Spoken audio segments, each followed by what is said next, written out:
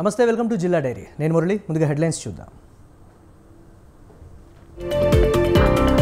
మహిళల అభివృద్ధి జగనన్న లక్ష్యమన్న మొండితోక, ఆసరాతో వెలుగులు నింపుతున్నారన్న వైసీపీ ఎమ్మెల్యే. డిప్యూటీ సీఎం సోదరుడి వ్యాఖ్యల్ని ఖండించిన హరిప్రసాద్, కడప ప్రశాంతతకు భంగం కలిగేలా వైసీపీ నేతల తీరు అని ఫైర్.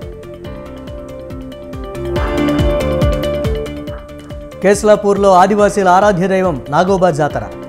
తెలంగాణ, ఏపీ, ఇతర రాష్ట్రాల నుంచి భారీగా భక్తులు. హరీష్ రావు వ్యాఖ్యల్ని ఖండించిన గోమాస సచిన్, సర్కారు ఏర్పడి 2 నెలలు కాకుండానే కామెంట్లా అని విమర్శ. పెద్దపల్లి జిల్లా గోదావరి ఖనిలో దొంగల బీభత్సం, ఏటీఎంను కట్ చేసి 20 లక్షల రూపాయలు చోరీ.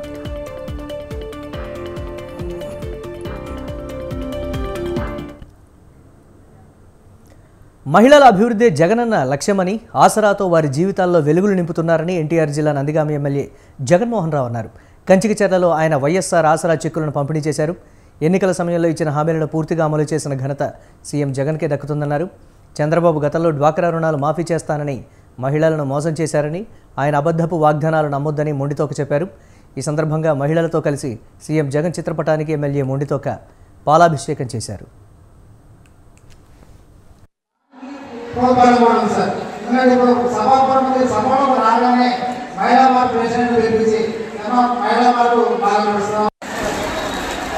విడుదల కార్యక్రమానికి విచ్చేసిన పెద్దలు, గౌరవనీయులు స్థానిక శాసనసభ్యులు శ్రీ జగన్మోహన్ రావు గారికి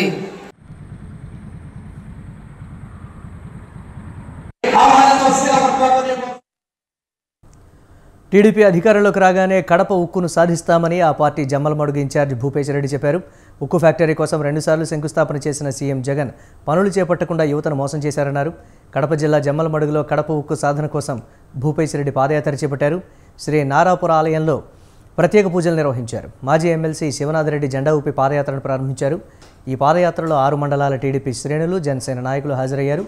చంద్రబాబు మళ్లీ సీఎం అయితే ఉక్కు కళ నెరవేరుతుందన్నారు.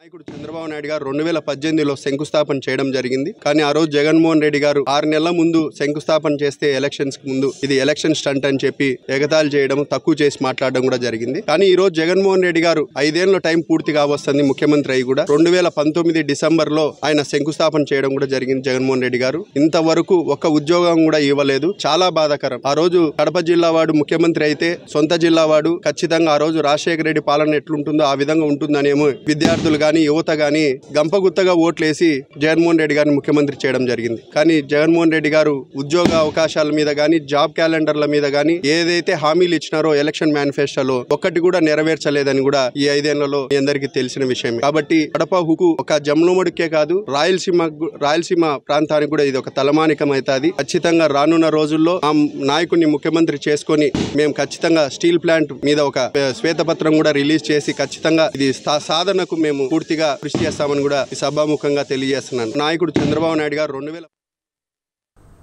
అవినీతి, అక్రమాలు, దౌర్జన్యాలకు పాల్పడిన ఎమ్మెల్యే కోన రఘుపతిని ఓడించి బాపట్లను కాపాడుకుందామని అన్నం సతీష్ విజ్ఞప్తి చేశారు.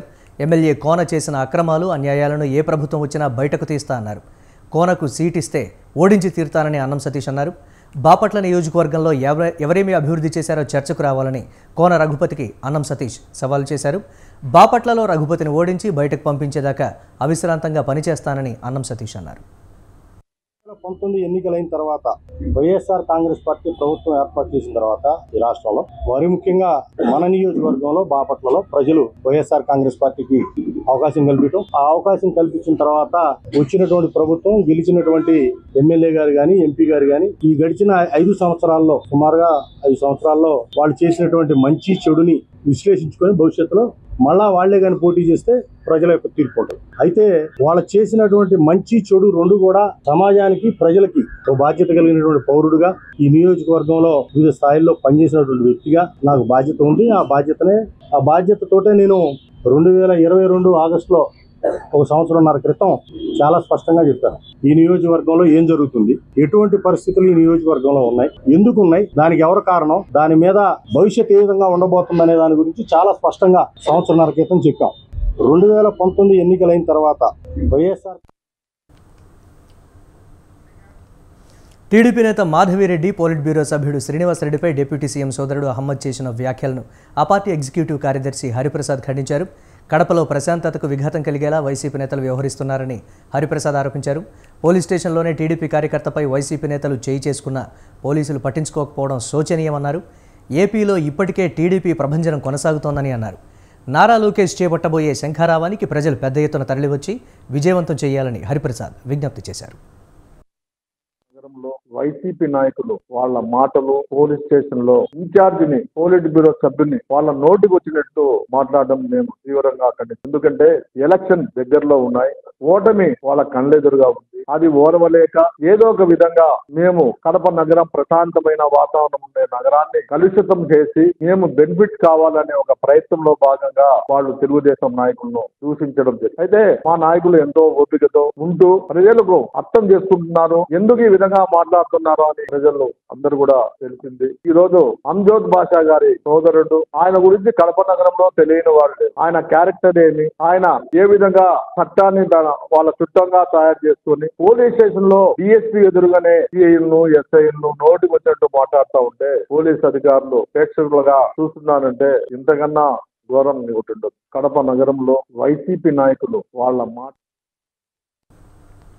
కేంద్రంలో బీజేపీ ప్రభుత్వం వచ్చాక ముస్లింలు క్రైస్తవులపై అనేక దాడులు జరుగుతున్నాయని నవరంగ కాంగ్రెస్ పార్టీ చీఫ్ షేక్ జలీల్ ఆరోపించారు. బీజేపీని దానికి మద్దతు ఇస్తున్న పార్టీలను ఓడించాలని నవరంగ్ కాంగ్రెస్ పార్టీ తరఫున ఆయనకు పిలుపునిచ్చారు. కేవలం అధికారమే పరమావధిగా ఉన్న వైసీపీ, టీడీపీ, ఎన్డీఏతో జత కట్టొద్దని షేక్ జలీల్ సూచించారు. వచ్చే ఎన్నికల్లో పార్లమెంట్, అసెంబ్లీ స్థానాల్లో నవరంగ కాంగ్రెస్ పార్టీ పోటీ చేస్తుందని చెప్పారు. రైతు భరోసా తీసేసి రైతులకు వడ్డీ లేని రుణాలు ఇస్తామని, ప్రతి పేద రైతు కుటుంబానికి ఉచితంగా వైద్యం చేయిస్తామని షేక్ జలీల్ తెలిపారు. వచ్చినాక ముస్లింలపై, క్రైస్తవులపై అనేక దాడులు నిర్వహిస్తున్నారు. మరి వేలాది మంది చనిపోతా ఉన్నారు. ఆ వేలాది మంది చనిపోయిన వారికి ఈ దక్షిణ భారతదేశంలో ఉన్న రాజకీయ పార్టీలు, వైసీపీ పార్టీ వాళ్ళకి మద్దతు ఇస్తూ ఉన్నది. భారతీయ జనతా పార్టీ అధికారంలో ఉన్న పార్టీలకు మద్దతు ఇవ్వవద్దని ముస్లిం పర్సనల్ లా బోర్డు కానీ, క్రైస్తవ సంఘాలు కానీ, ముస్లింల సంఘాలు కానీ 2024లో బీజేపీ యొక్క మద్దతు ఇస్తున్న పార్టీలను కూడా ఓడించాలని నవరంగ్ కాంగ్రెస్ పార్టీ డిమాండ్ చేస్తా ఉన్నది.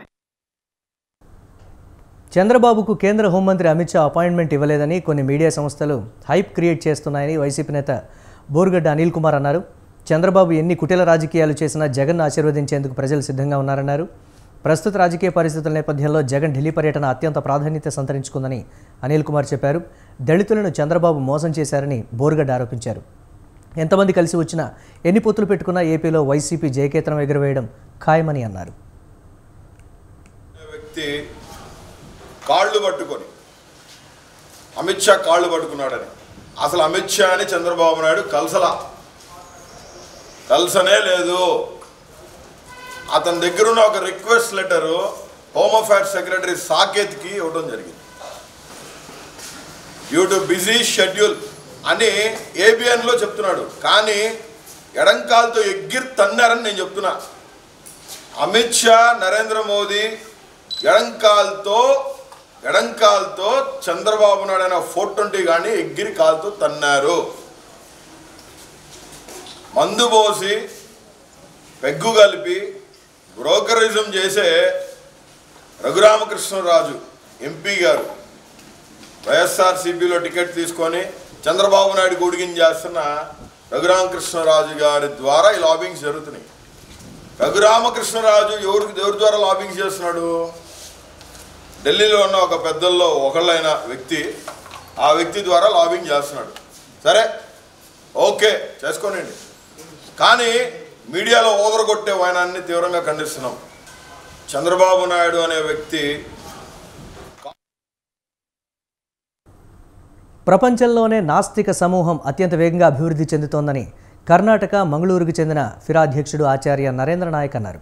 ప్రపంచంలోనే అత్యంత సంతోషంగా నివసిస్తున్న నాస్తిక సమూహం త్వరలో మొదటి స్థానంలోకి వస్తుందనడంలో సందేహం లేదన్నారు. బీజేపీ సర్కార్ అధికారం మాటను విస్తరిస్తున్న మత మౌఢ్యం తీరును వివరించారు. గుంటూరు జిల్లా నిడమరులో చార్వాక ఆశ్రమం రావణ మైదానంలో 32వ నాస్తిక మేళ చార్వాక ఆశ్రమం 50 వసంతాల వేడుకల్లో నరేంద్ర నాయక్ మాట్లాడారు. నాస్తిక ఉద్యమ జెండాను ఆయన ఆవిష్కరించారు.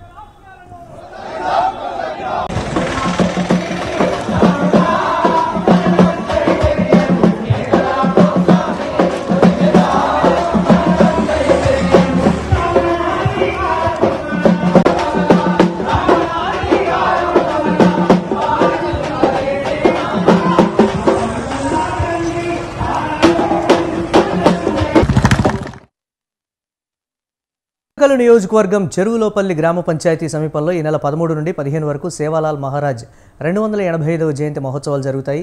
ఈ కార్యక్రమానికి గుంతకల్లు నియోజకవర్గం ఎమ్మెల్యే వై వెంకటరామిడిని వైఎస్ఆర్సీపీ సచివాలయం మండల కన్వీనర్ ఎన్ గోవిందనాయక్, రమణ నాయక్, సోముల నాయక్, తిరుపాల్ నాయక్, నందు నాయక్, గిరిజన లంబాడి సోదరులు ఆహ్వానించారు.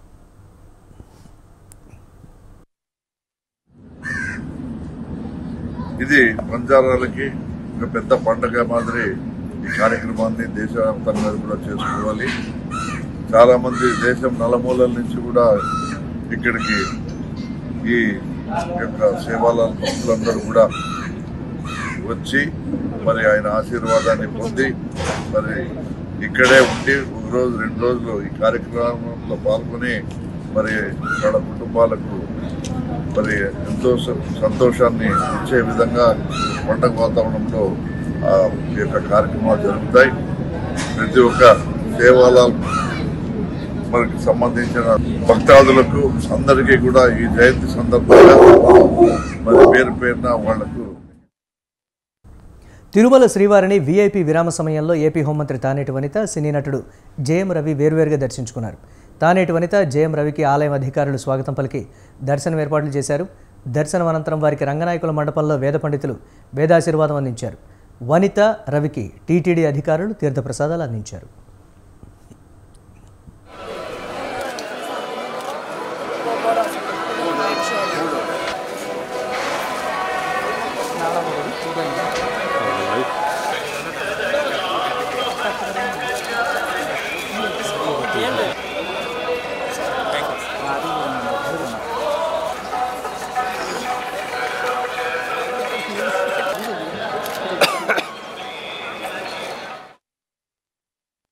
నారాయణ విద్యా సంస్థల విద్యార్థులతో గ్రూప్ డైరెక్టర్ శరాణి పొంగూరు సఫల్కా రాస్తా కార్యక్రమం నిర్వహించారు.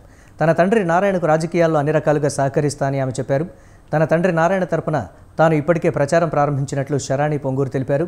నెల్లూరులో ఉన్న మురికివాడలను గుర్తించి అన్ని రకాల సహాయ సహకారాలు అందిస్తున్నట్లు వెల్లడించారు. వచ్చే ఎన్నికల్లో నెల్లూరులో తామే విజయం సాధిస్తామని శరాణి పొంగూరు ధీమా వ్యక్తం చేశారు.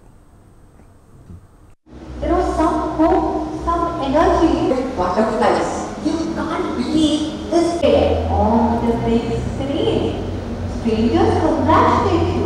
Happy just in your happy space and smile. తిరుపతిలో 900 స్టూడెంట్స్తో సఫల్తా రాస్తా సీజన్ 2 ప్రోగ్రామ్ కండక్ట్ చేసామండి. ఈ ప్రోగ్రాంలో 10th students awareness orientation programme. ఈ ప్రోగ్రాంలో స్టూడెంట్స్ విజువలైజేషన్, స్టూడెంట్స్ ఎలా చేస్తే వాళ్ళ గోల్స్కి దగ్గర అవుతారు. చాలామంది స్టూడెంట్స్ వాళ్ళ టార్గెట్స్ని లూజ్ చేసుకుంటారు, వాళ్ళు వేరే డీవియేషన్స్ ఉంటాయి, వాళ్ళు వేరే డైరెక్షన్లో వెళ్తారు.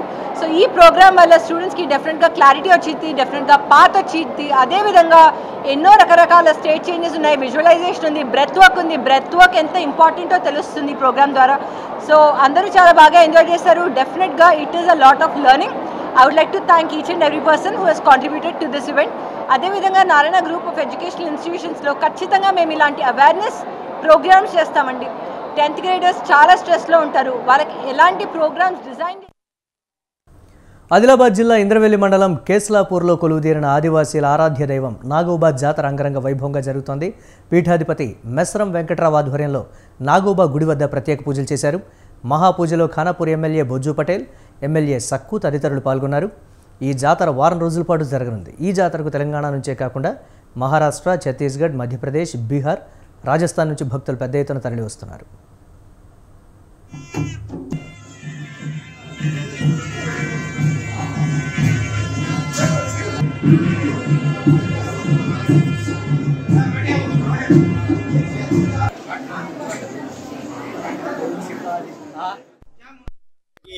తెలంగాణ రాష్ట్రమే కాకుండా మహారాష్ట్ర, ఛత్తీస్గఢ్, మధ్యప్రదేశ్ వివిధ ప్రాంతాల్లో కూడా ఈ జాతర పెద్ద ఎత్తున జరుగుతుంది. మరి జాతరకు సంబంధించిన ఏర్పాట్లన్నీ కూడా పూర్తి స్థాయిలో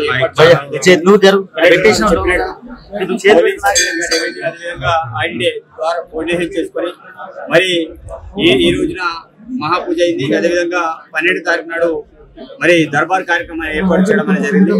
ఈ యొక్క కార్యక్రమానికి ఇన్ఛార్జ్ మంత్రులు సీతక్క గారు వచ్చేవారు కానీ మరి బడ్జెట్ సమావేశాలు రాలేకపోయారు. మరి 12వ తారీఖు నాడు కూడా దాంతో పాటు సురేఖ గారిని కూడా ఆహ్వానించడం అనేది జరిగింది. మిగతా మంత్రులందరినీ కూడా ఆహ్వానించడం అనేది జరిగింది. తప్పకుండా రేపటికల్లా ఎవరెవరు మంత్రులు వస్తారనేది క్లారిటీ రాబోతుంది. కాబట్టి ఏదైతే 12వ తారీఖు అన్ని రకాల పూర్తి స్థాయిలో ఏర్పాటు చేయడం అనేది జరిగింది. మరి ఎన్నో ఏళ్ళ నుంచి చాలా పవిత్రంగా మనం అనుకోని ఇక్కడ కావాల్సిన ఏర్పాట్లు మొత్తం ఐటీడీఏ తరఫున అన్ని ఏర్పాట్లు కూడా చేయడం జరిగింది. మరి లాస్ట్ 1 వీక్ నుంచి ఇక్కడనే పిఓ ఐటీడీఏ గారు కానివ్వండి, ఎస్పీ గారు కానివ్వండి, నేను కానివ్వండి, ఎమ్మెల్యే గారు కానివ్వండి,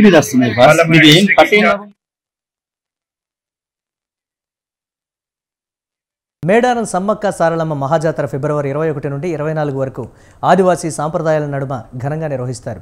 ఈ జాతరను ఏటూరు నాగారం సమగ్ర గిరిజనాభివృద్ధి సంస్థ ప్రాజెక్టు అధికారి ఆధ్వర్యంలో నిర్వహిస్తారు.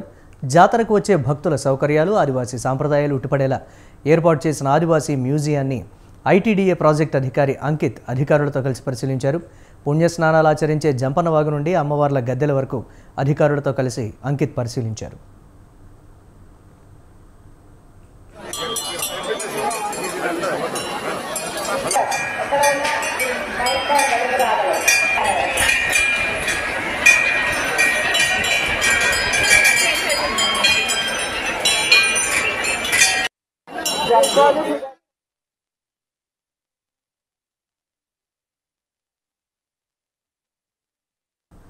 కాంట్రాక్ట్ జూనియర్ లెక్చరర్లకు రాష్ట్ర ప్రభుత్వం జీతాలు ఇవ్వడం లేదని అసెంబ్లీలో మాజీ మంత్రి హరీష్ రావు అనడాన్ని నేతకాని యూత్ అధ్యక్షుడు గోమాస సచిన్ ఖండించారు. హైదరాబాద్లోని ఉస్మానియా యూనివర్సిటీ ఆర్ట్స్ కళాశాల వద్ద తెలంగాణ నేతకాని సంఘం ఆధ్వర్యంలో మీడియా సమావేశం నిర్వహించారు. తెలంగాణ రాష్ట్రం ఏర్పడితే కాంట్రాక్ట్ వ్యవస్థే ఉండదని చెప్పిన బీఆర్ఎస్ నాయకులు మోసం చేశారని ఆరోపించారు.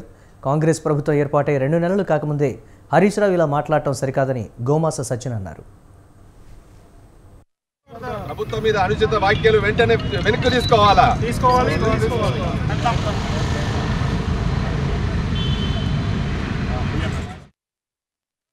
రావు గారు చేసిన మాటలు ఏదైతే ఉన్నాయో అవన్నీ కూడా మోసపూరితమైన మాటలు. మొన్నటి వరకు ప్రభుత్వంలో ఉన్నది మీరే కదా, ఫైనాన్స్ మినిస్టర్గా ఉన్నది హరీష్ రావు గారు మీరే కదా కాంట్రాక్ట్ ఉద్యోగులని మీ వెంట తిప్పించుకున్నది. మరి మొన్న మీకు ఈ కాంట్రాక్ట్ ఉద్యోగుల మీద మీకు ప్రేమ ఆ రోజు ఎందుకు లేదు? ఈ రోజు మీరు ఈ విధంగా మాట్లాడుతున్నారు, ప్రభుత్వం మీద బురద జల్లే ప్రయత్నాలు చేస్తూ ఉన్నారు. ఆ రోజు మీ ప్రభుత్వం ఉన్నప్పుడు కాంట్రాక్ట్ ఉద్యోగుల మీద 6 నెలల వరకు జీతాలు రాకుండా ఉన్న విషయం మీకు తెలియదా? కాబట్టి ఈ దొంగ మాటలు, ఈ ప్రభుత్వాన్ని ఇబ్బంది పెట్టే మాటలు మీరు చేయకూడదు. ఈ పాటలన్నీ కూడా వెనక్కు తీసుకోవాలి. ఖబర్దార్ హరీష్ రావు గారు అని ఈ విధంగా నేను మనవి చేస్తా ఉన్నాను. హైదరాబాద్ కోకాపేటలో నిర్మించిన కురుమ ఆత్మగౌరవ భవనాన్ని ఈ నెల 18న ప్రారంభిస్తున్నట్లు కురుమ సంఘం అధ్యక్షులు ఎమ్మెల్సీ ఎగ్గే మల్లేశం తెలిపారు. భవనం ప్రారంభోత్సవానికి సీఎం రేవంత్ రెడ్డి, హర్యానా గవర్నర్ బండారు దత్తాత్రేయ ముఖ్య అతిథులుగా ప్రారంభిస్తారని చెప్పారు. కోకాపేటలో గత ప్రభుత్వం కురుమ ఆత్మగౌరవ భవన నిర్మాణానికి 5 ఎకరాల భూమినిచ్చిందని మల్లేశం తెలిపారు. అన్ని హంగులతో కురుమ ఆత్మగౌరవ భవన నిర్మాణం ఇటీవలే పూర్తయిందన్నారు. భవనం ప్రారంభోత్సవం అనంతరం భారీ బహిరంగ సభ ఏర్పాటు చేసినట్లు మల్లేశం చెప్పారు. ఎగ్గే మల్లేశన్న గారికి ప్రత్యేకంగా ధన్యవాదాలు తెలియజేస్తూ,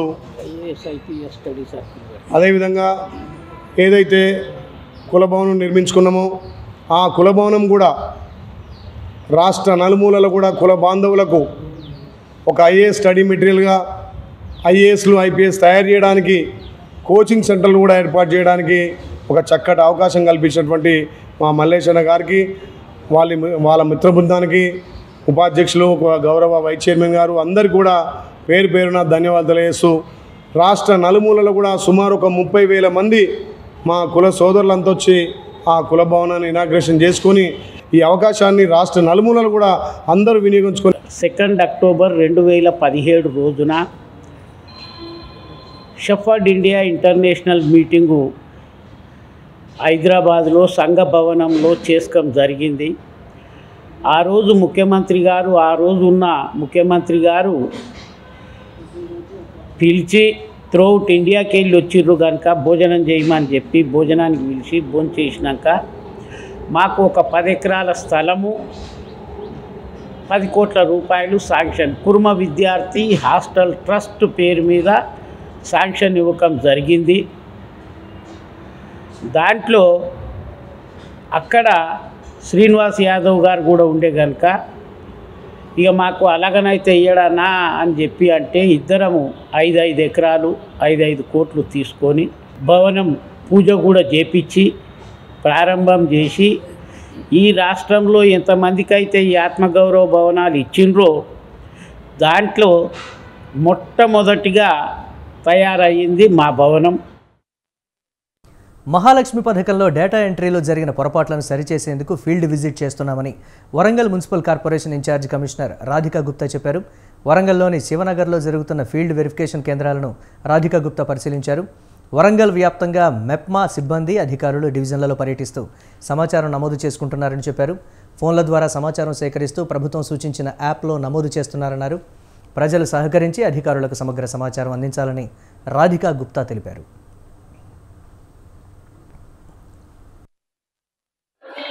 మహాలక్ష్మి పథకంలో కొన్ని డేటా ఎంట్రీ అయితే తక్కువ పడింది.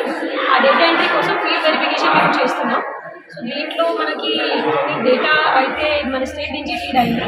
ఆ ఫీడెడ్ డేటాలో కొన్ని గ్యాస్ కనెక్షన్స్ అయితే తక్కువ ప్రజాపాలన చేసేటప్పుడు తక్కువ పడింది.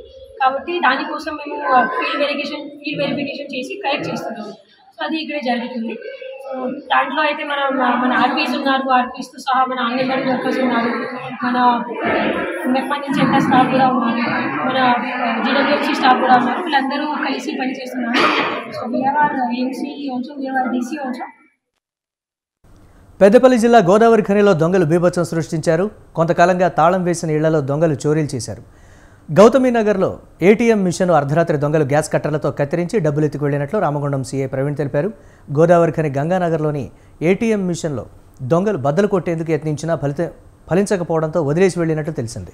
గౌతమీనగర్ ఏటీఎం నుంచి 10 నుండి 20 లక్షల వరకు నగదును దొంగలు ఎత్తుకు వెళ్లినట్లు సీఐ తెలిపారు. సీసీ ఫుటేజ్తో పాటు టెక్నాలజీని ఉపయోగించి దొంగలను త్వరలో పట్టుకుంటామని సీఐ చెప్పారు.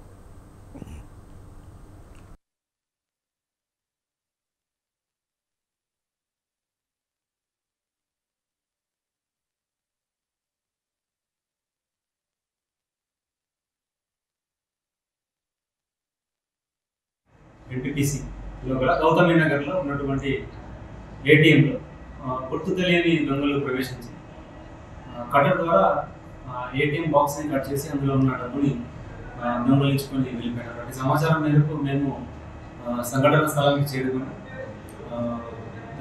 పిటిషన్ తీసుకున్నాము, కేసు రిజిస్టర్ చేశాము, దర్యాప్తు ప్రారంభించాము. త్వరలోనే పట్టుకున్నాము. దానికి సంబంధించిన సీసీ ఫుటేజెస్ మరియు ఇంకా మిగతా సాంకేతిక అనాలిసిస్ అంతా కూడా జరుగుతున్నది. త్వరలోనే వాళ్ళందరినీ మేము పట్టుకుంటాము. ఏటీఎం నుండి దాదాపు 10 నుంచి 20 లక్షలు అందులో ఉన్నాయని చెప్పి వాళ్ళు చెప్తున్నారు. ఇంకా వాళ్ళు డాటా మొత్తం ఇచ్చేసిన తర్వాత పూర్తి సమాచారం సేకరించి ఇంకా దర్యాప్తు వేగవంతం చేస్తాం. త్వరలోనే. ఏలూరు జిల్లా నూజివీడు మండలం సిద్ధార్థనగర్ తండాలో అక్రమంగా తెలంగాణ మద్యం విక్రయిస్తున్న ఇద్దరిని స్పెషల్ ఎన్ఫోర్స్మెంట్ పోలీసులు అదుపులోకి తీసుకున్నారు. Nuzvid special enforcement inspector Venkataramana ఆధ్వర్యంలో దాడులు నిర్వహించారు. ఈ దాడుల్లో 2 వ్యక్తులను అదుపులోకి తీసుకొని పల్సర్ బైక్ను స్వాధీనం చేసుకున్నారు. నిందితుల నుండి 44 తెలంగాణ మద్యం సీసాలను స్వాధీనం చేసుకున్నట్లు ఎస్ఈబీ సిఐ రమణ తెలిపారు.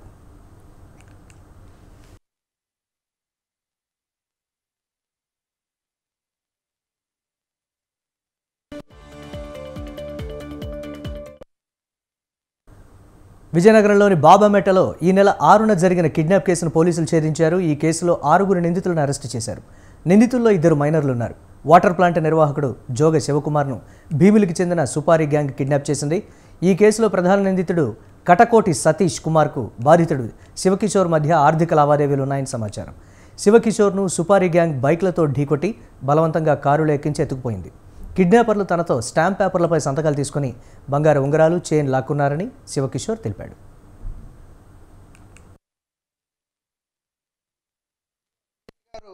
మరియు వాళ్ళ క్రైమ్ టీము చాలా చాకచక్యంగా అన్ని విధాలా వెరిఫై చేసి ఎవరు ఏంటని వెరిఫై చేసి ముద్దాలను అయితే ఐడెంటిఫై చేయడం జరిగింది.